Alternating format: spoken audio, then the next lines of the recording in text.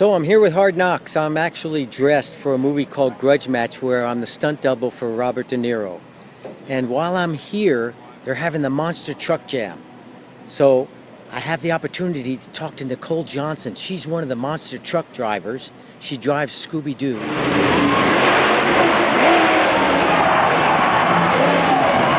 Okay, we're here with Hard Knocks.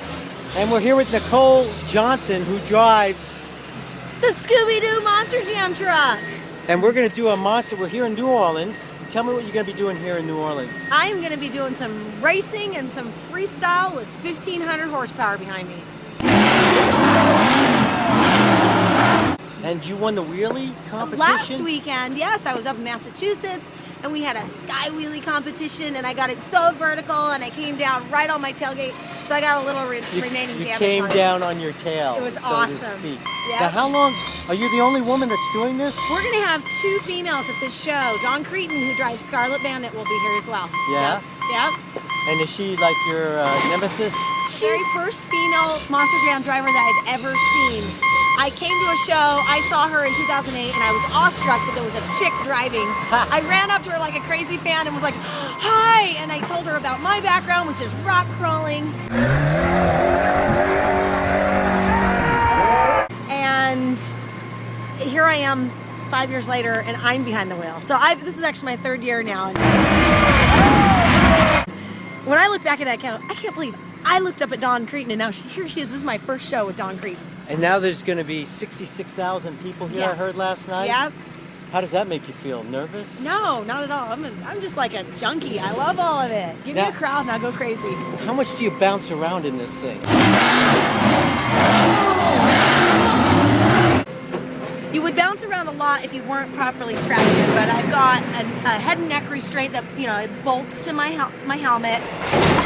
I've got actually ratcheting 5-point safety harness, so we can get it as tight, all the way down to my hip bones, getting that seatbelt super tight.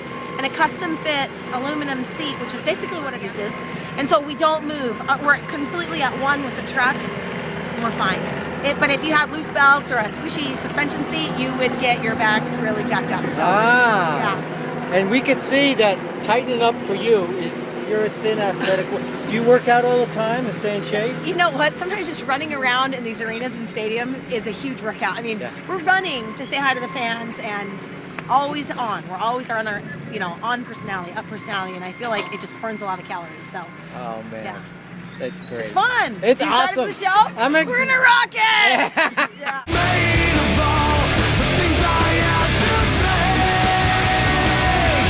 So what I really want to know is when you're driving the truck, what do you feel? Oh man, when I'm driving my truck, I feel nothing but energy and adrenaline. I know that sounds silly, but I'm not even thinking about anything but like, where's my next obstacle?